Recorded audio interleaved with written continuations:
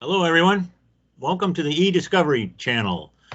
This is Tom O'Connor from sunny New Orleans, Louisiana. And as always, I'm joined by Rocky Messon from even sunnier, apparently, Tel Aviv, Israel. And our guest today, who I'm really happy to welcome, is somebody who's insanely jealous of our stories about sunniness and warmth.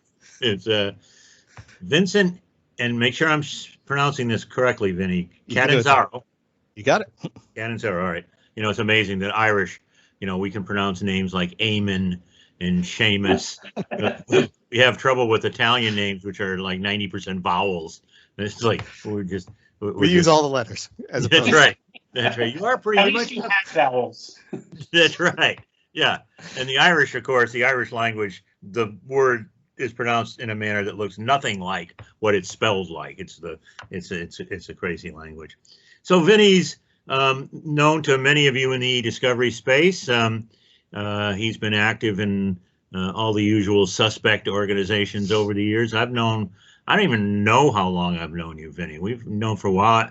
In the eDiscovery space, I didn't really pay any attention to him until I learned that he was a member of the Half-Fast Walking Club in New Orleans, which, of course, is a long-standing organization. Started originally by Pete Fountain, the late great New Orleans musician Pete Fountain, and Vinny is a member of that group, which just raised him to a whole new pantheon of greatness, in my estimation. You are now worthy. Congratulations. Yes, exactly. Unfortunately, I'm sure you know there will be no parades this year. Although I suspect, I don't know, maybe you can tell me, several of the crews are planning. The crew of Zulu, for example, has been rumbling about doing a bicycle parade, having members on bicycles. The crew of Muses is talking about getting a bunch of their people in cars and driving around and stopping at some nursing homes and a restaurant or two. Any sense that the half-fast crew may just kind of show up at the Commander's Palace that morning and start the stumble? Let's get ready to stumble. Considering a few of them already have shown up, and there's some photos of the unveiling. So Commanders is part of the House Float organization, and so they essentially built a small float out front of Commander's Palace, right? That is a remembrance to Pete, and so it's big Pete Fountain in front, and to dedicate it, some of the officers of the Half-Fast Walking Club were there and enjoyed some cocktails that were we would normally have enjoyed the day of Mardi Gras or the morning of Mardi Gras before our walk. So they're there already. We are officially not walking, unfortunately, but I would not be surprised if a few people in brightly colored tuxedos end up on on the parade. Yes. On the parade route. I'm going to costume up and go down to the quarter. I'm actually in the great New Orleans tradition. I'm going to sprinkle some of Gail's ashes in the river on Tuesday morning. But I suspect that there will be a few revelers out and about on Tuesday a.m. in a non-official capacity, of course. Rocky, you're going to ask a question. Yeah. Rocky's puzzled by this whole conversation. Yeah. Well, I was going to ask how, I've known you for probably also like 10-something years. Mm-hmm. And you've always been, Pennsylvania, Philly area. How do you end up in part of a crew? Like, what's the Louisiana connection there? So, just kind of like how life turns out sometimes. When I was working at DuPont years ago, we had a number of litigations in facilities on the Gulf Coast, Mississippi and Louisiana, and I ended up down there and made a very good relationship with our local counsel there. Turned into a personal relationship. I went to his wedding. We've connected, and the entire time. His name's Charles Abbott. He's at Foreman Watkins. He's a partner of Foreman Watkins in New Orleans. Yeah. And So he just would always describe how amazing Mardi Gras is, and even how family oriented the whole thing is, as opposed to the national or maybe even the international reputation it has to be this kind of wild adult party, right? But it really is. It's really a family tradition, and so we wanted to be part of that, and so we've been going to New Orleans for years just to to enjoy the music and the food and just the atmosphere down there. And so we decided to let's do Mardi Gras a few times. And at first I was in a crew in a parade in Covington, which is north of Lake Pontchartrain. That would be the week before Mardi Gras. And I rode a float in the crew of Olympia. And that was fun. That had its own own special feel to it. But Charles had mentioned, if you really want to feel Mardi Gras, you got to walk with Pete on Mardi Gras Day. And so I did that, and I've been a member probably for about 5 or 6 years, actually maybe more than that.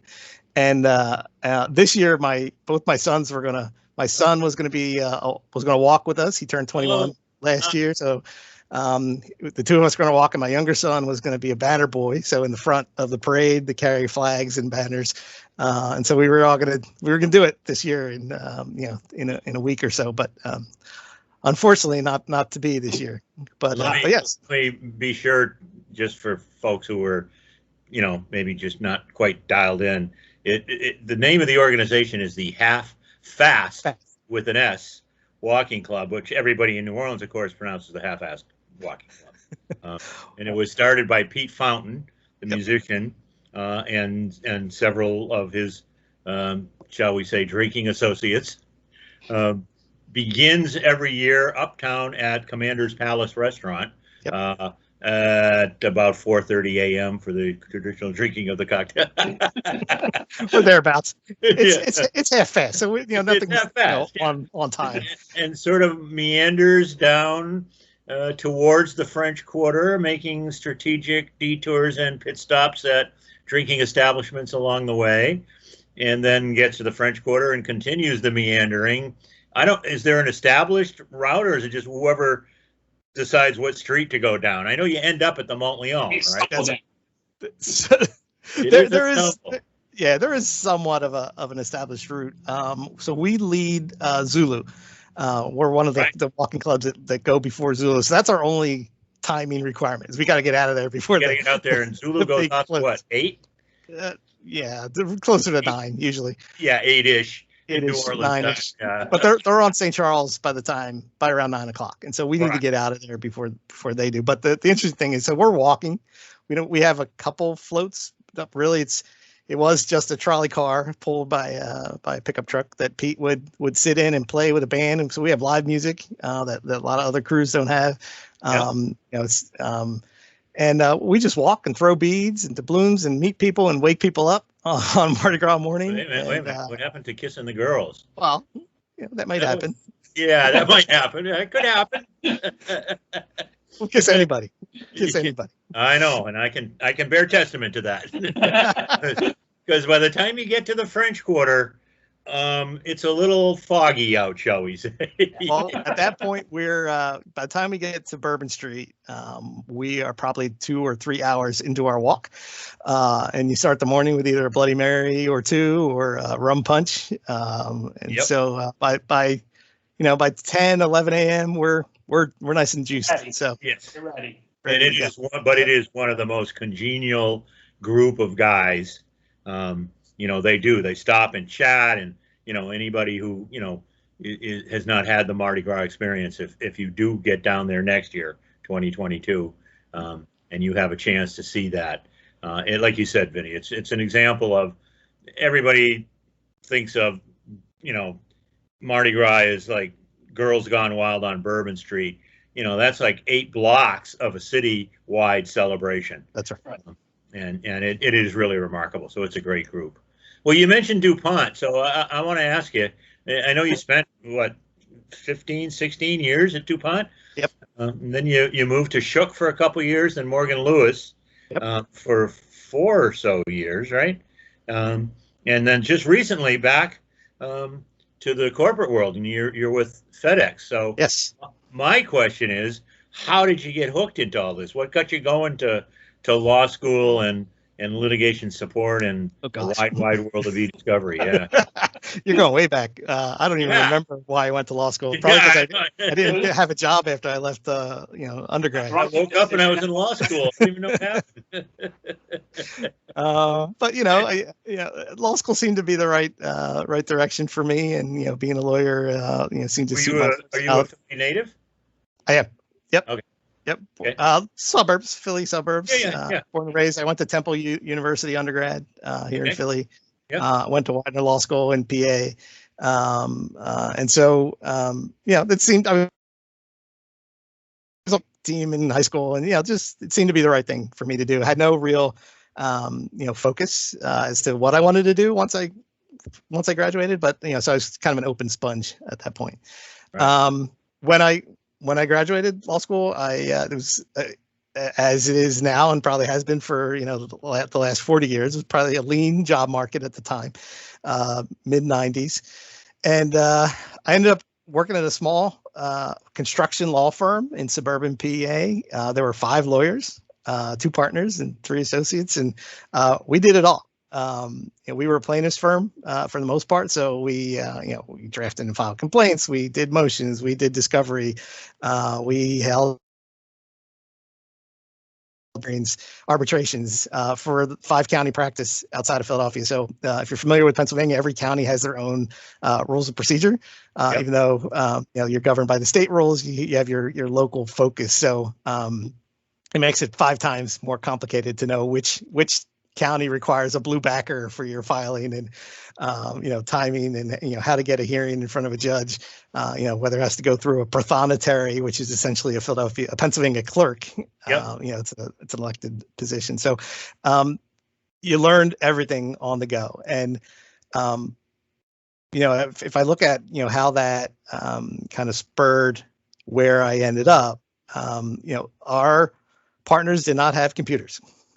They had secretaries and dictaphones, and everything they did was dictated and typed, probably originally on a manual typewriter, an electric typewriter, or then onto a computer, essentially a word processor.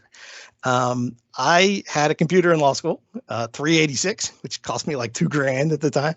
Probably as dumb as my phone now. No, way more dumb than my phone. But if you still had it, it's probably worth a lot more than $2,000 right now. I don't know. Would it be? We're just as an archive piece, right? Right. Yeah. Exactly. But and so in 92, let's say, I guess I had I was talking to folks from our apartments via bulletin boards and things like that. So I guess I was not afraid of technology and the use of computers. And so when I ended up in a law firm, they kind of realize that capability. And from a small firm, everything is as efficient as possible. If you can type your own complaints and you can print them and file them, go for it. And so that's what I did. I did everything. I had the Staples credit card for the firm and had to go buy printer and toner cartridges. And, so I ended up kind of de facto being the last person in, being the discovery lead.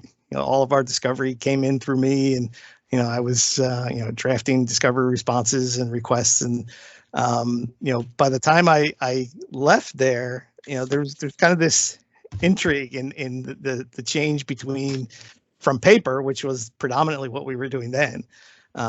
Boxes of documents. 3-4 boxes was a big production for us in those types of cases, to when I started working at DuPont in the litigation group, millions of pages in an electronic form, that was the challenge, to see how you can use the same methodology, the same thought process that you would use for paper review and production, in a massive format. Is there technology that could help us do that? And one of the first projects I had at DuPont as a contractor was testing a new review platform that they had acquired from, it was Arthur Andersen at the time.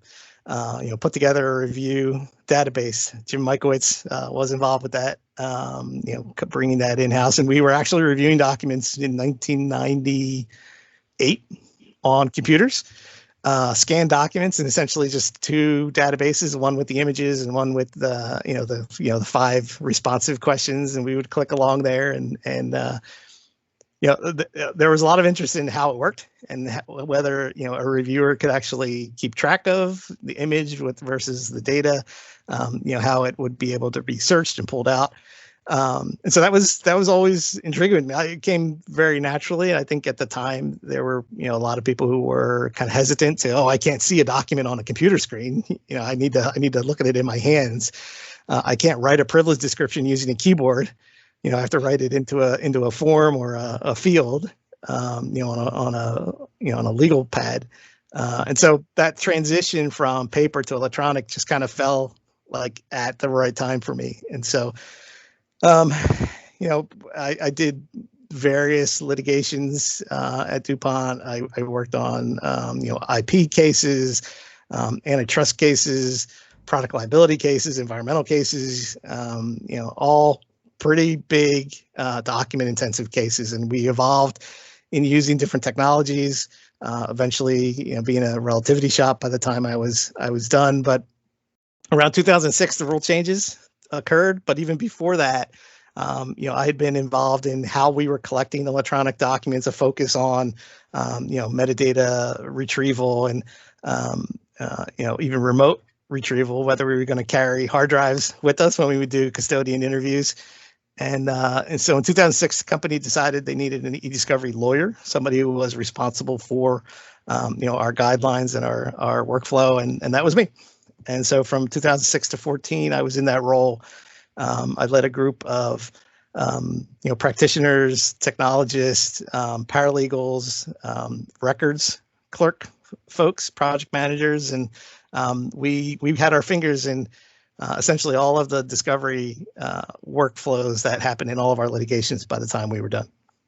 Wow. So that's first of all very, very cool in terms of being willing to jump in there and just get it done. I mean, I think that's what a lot of us have experienced. It is kind of well, it had to happen. There was work to be done, so someone had to do it, and we figured it out. But what kind of changes did you see? And we'll get to like your more recent experiences soon. But while at DuPont, because that's a long time that you were actually in one place, one corporation, dealing with corporate eDiscovery. What changes did you see over the course of the 15, 20 years, or whatever it was that you were actually there? What big shifts? Not just in terms of like, okay, well, we used to use a one-off database to using a platform that everyone uses. What major shifts did you see over the course of your time there? So the first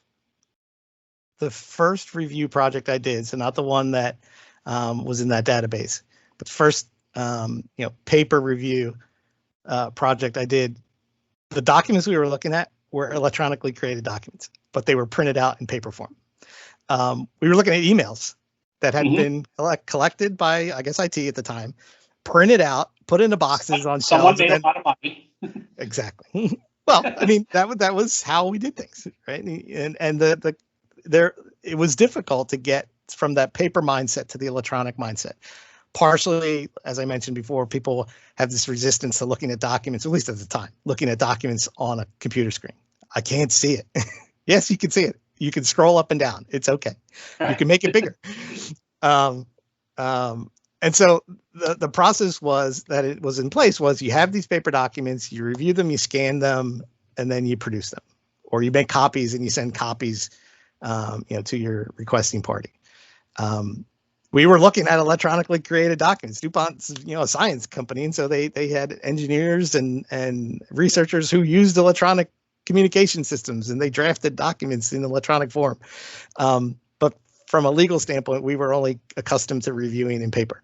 And so that transition from, hey, let's take the documents in their original format and look at them that way, and then generate them for production purpose, was, I think, a difficult one. And so it was really up to the individual litigation groups to decide, and perhaps even their outside counsel to decide, what they were willing to do from a technology standpoint. So that was the early on, kind of the early adoption stage. What was the resistance from your outside counsel? Kind of this mistrust, this magic of technology. How do we know you got all the documents? Because we told you we got all the documents. If I don't see all the boxes, then I don't know that they're all there. Right. We had, even after, larger cases would create databases and outside counsel would be, required to use the database to review and produce documents. I know and pretty certain that, that wasn't always the case, that outside counsel was most likely printing the documents out and putting them in binders, and then putting them, reading them, on their desks, or in conference room. So, there's always been kind of this resistance to using new technology. And, we saw it at DuPont as our responsibility as in-house counsel to set that level of risk tolerance, whether it was, deciding who we were going to collect from, or volume, or even the technology we were going to use to do the review, to do the collection. That was our decision. And if you were our outside counsel, you were our trusted partners, you trust us and you'd get on board with us. And was pretty much the focus of my job for the early part that I was discovery counsel, was to get people on board, get people comfortable with the system. And I even see that today as our role of eDiscovery practitioners, consultants, lawyers. As I recall, Vinny, DuPont was actually telling their outside counsel what to do, right? Like, you're going to use this standard, and if you're not, then nice talking to you. Well, who's next?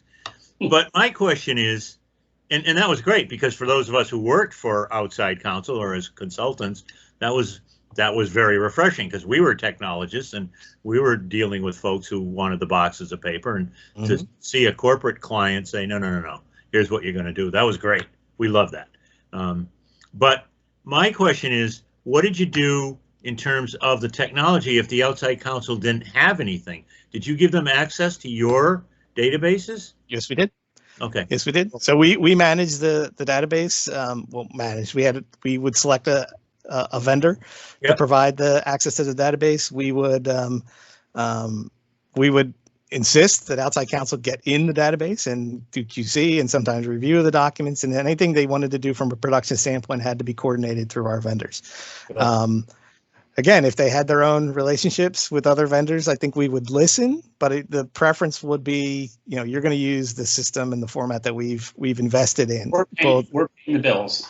Well, we're paying the bill, right? Yeah. I mean, obviously, and I think I think it's a good practice for all, clients, that you kind of incorporate that in your billing practices as well. And so we had it that, outside counsel will be using the platform, this document platform. If they want to have their own platform, like they want to pull the documents and put them in summation, they're welcome to, but they have to pay for it themselves. We're not paying for it. And we won't pay any time related to support of that database or anything like that.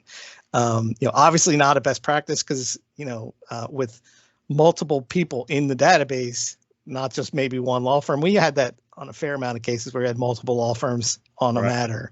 Right. You don't know if you don't know you have the updated version of that document or that call if you're pulling documents and creating your own database. So, centralized concept is one that really worked for most. Did you host that, or did your vendor? Vendor host it. We didn't have the infrastructure to host it. Yeah. So moving on in your career, you then all of a sudden, probably not all of a sudden, but you make the shift from corporate to back to large law firm. No longer the 5-person construction firm. You go to big law. What brought that about, and what kind of from a, not necessarily from a what type of work you were doing, but like just mindset and kind of how you felt differently? Like, what was the different feeling from having been in a corporation and on the client side for 15 years to all of a sudden now you got to, first of all, bring in business, but also you're not the one who's necessarily calling all the shots. Right. So, I'd worked with outside counsel, for all those years I was DuPont. I always admired, kind of their knowledge and their understanding and their willingness to work with us. And I as I mentioned, I tend to make friends with people relatively easily. So I did that, with a number of our outside, our outside counsel.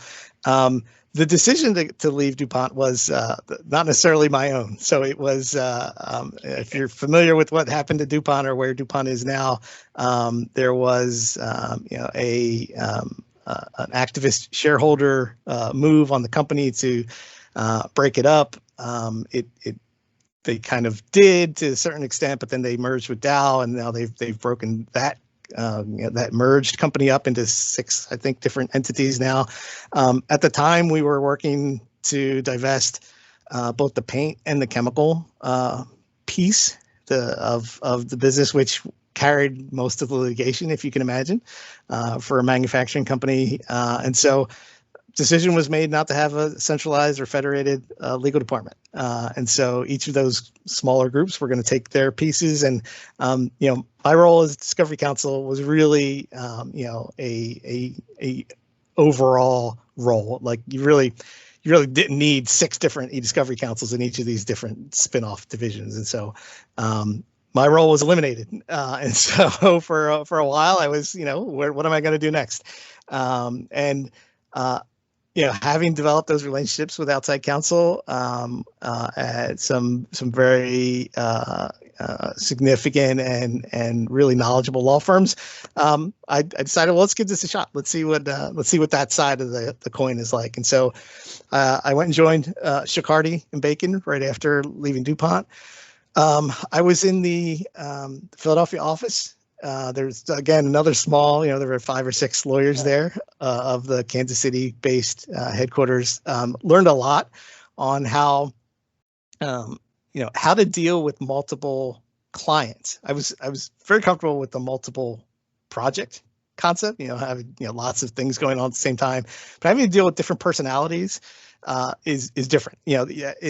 When you're in-house, you have that luxury of really learning your client. You learn who the people are that you need to call on when you need them. When you're in a law firm, you have dozens of those relationships to remember and figure out. And so that was probably one of the most enlightening things about going back to private practice. Cool. And you've now been at FedEx for how long? A month and a half. December 16th. Last year I started. Yes. So a mid-pandemic move. Yes. So first of all, how is it being back on the corporate side? Is it like going back home, or is it something totally fresh and new because it's such a totally different company? It is, just because FedEx does things much differently than DuPont did. DuPont was heavily relying on the DuPont model and the network of law firms to provide all of our services. And so a lot of our focus there was, getting engagement with the law firms, understanding our matters, but really staffing them, essentially third-party staffing all of our litigations, where FedEx does a lot of that internally. And so we have, so from a discovery standpoint, we're using Relativity One. We're collecting our documents internally, posting them up, and having our litigation teams, our internal litigation teams who do litigation, they actually try the cases, for the most part. And, we have our own management team on how we review and produce documents internally. So it's a different animal.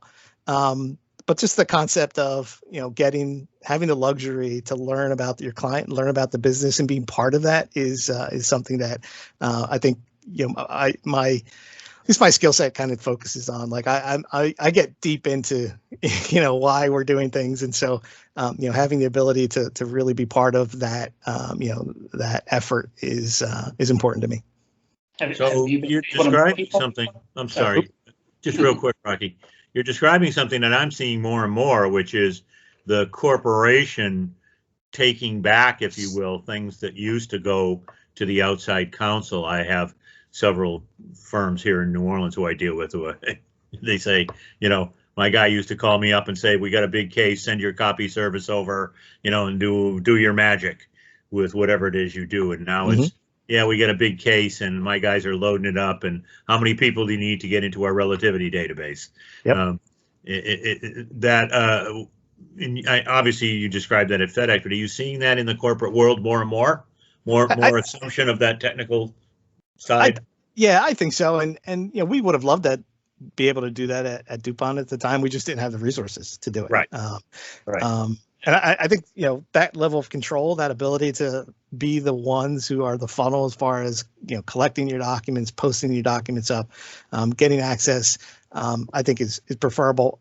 When I was, at Shook and Morgan, we had our own instances of relativity, and we were very happy to take clients' data just because they didn't have the infrastructure, just like we were at DuPont. You'll have, I don't think in the 5 years I was in private practice, most recently, I worked with someone who was specifically an eDiscovery attorney for our clients. So and if I did, it was the rarity. The majority of them, if they weren't obviously an enormous company, just didn't have somebody who was specifically dedicated to eDiscovery. It would be someone's, a third of someone's job or a part of someone's job to be, this is the person most knowledgeable of eDiscovery in our legal group, but they're also a transaction attorney. And so, and then even from an IT perspective, having that ability to dedicate IT resources to collections and productions and processing is rare as well. And so as outside counsel, we would provide those services. So we had our own technologists, and if we needed specific forensic capabilities, we would use a forensic vendor. FedEx has those resources, and that's like, I'm very excited to be able to work with them. We do our own collections internally. We have our own processing capabilities as well. So yeah, if you have the ability, yeah, definitely recommend doing it. Okay, sorry, Rocky, I interrupted you. I was just going to ask. So having joined now, mid-pandemic, have you had a chance to actually meet anyone in the company? This is any FaceTime? Right? This is how you meet people. I interviewed and was hired over Zoom. I've conducted training. I got my equipment in I was going to say in the mail, but via FedEx. Yeah, I got FedEx, right? So I'm set up. up. Actually delivered it. Yeah, no. Oh, wait a minute. Why isn't FedEx using Teams? What do you mean Zoom? We do. We have both. So we use Teams for internal and for this, but we also have Zoom capabilities as well. So we use them. I think we could even use WebEx if we wanted to. It's there. It's available. There's a button on my Outlook. But yeah, no. We met. We had all our conversations. I've conducted my training. The only physical interaction, I had to go to a FedEx facility near me to get my ID picture taken. But that was it. I haven't FedEx Kinko's or no, actually an actual FedEx. Distribution facility near us. So FedEx isn't just one big company, so that the FedEx office piece would be their own operation. So and ground and freight. Even the routes are individually owned many times. So yeah. So yeah, no, it's been interesting. I've been having these meetings on Teams and Zooms. We have lots of regular meetings. I was a little jealous. Yesterday I had a team meeting and 3 people were in a room together. They were in an enormous room in Memphis, and I was kind of sad that I wasn't able to be physically in the room with them. But one day it'll get there. But I think it's interesting that we're accepting that the remote aspect of it. I mean, obviously it's required right now in most places, but it's just become, over the past year, it's become the norm. Like, I don't have to be somewhere, and I can still get the work done that I need to get done, including, we've now talked to a couple of people who started jobs mid-pandemic, and it's just, it wouldn't have been thought of before. Right.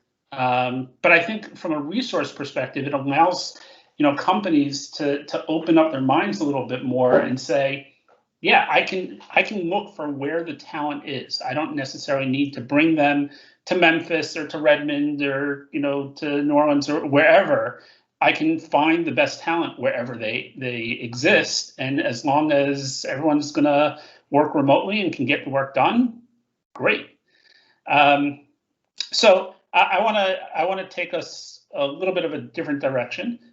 Just before we've got probably about 5 minutes left, and then we'll let Tom wrap up with the last question. But I wanted to ask you, this is the first year that this week we should be seeing each other, live at the New York Hilton and actually experiencing legal tech. What's your favorite legal tech memory? Is my first question.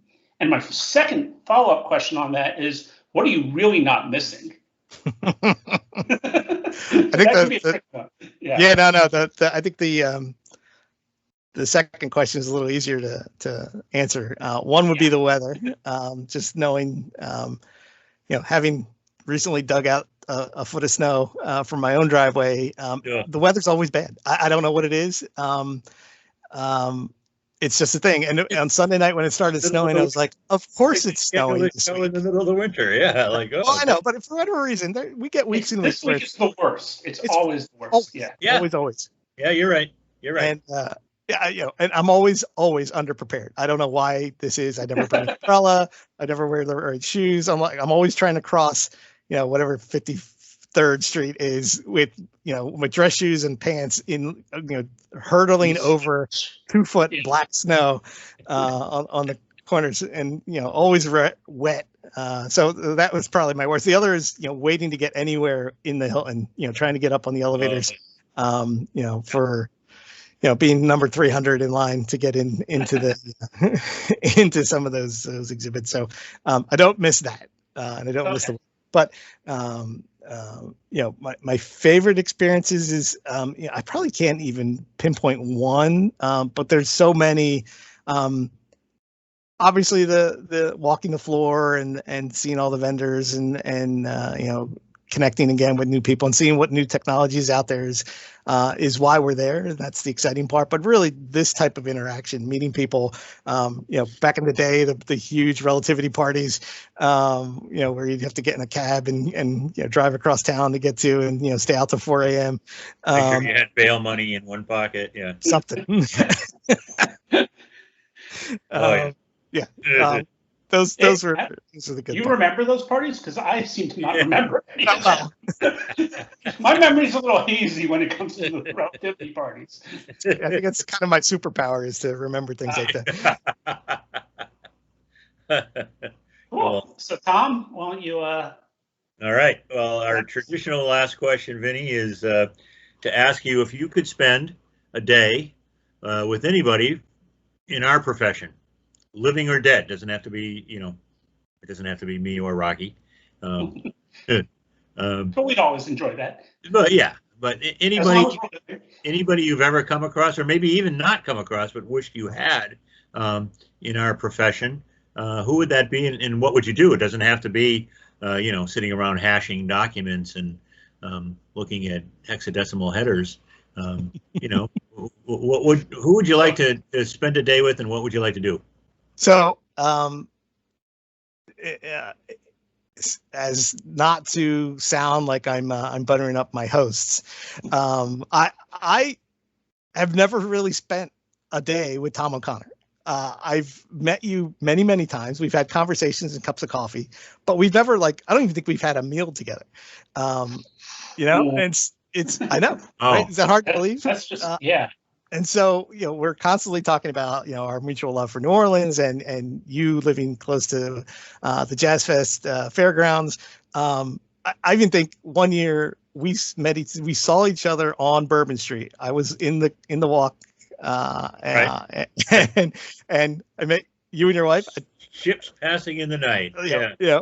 Passing in the night, right? I would like to spend some significant time. You guys were marching the other way. Exactly. We met at the I think it was the year that Pete had passed, and we met at the Pete statue.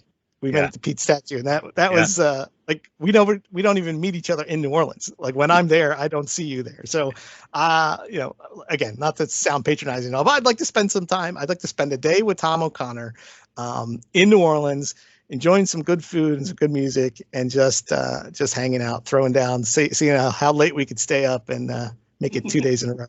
So you're saying like 9:30 p.m. Yeah, like yeah. that. Yeah. Right. So Little past. yeah.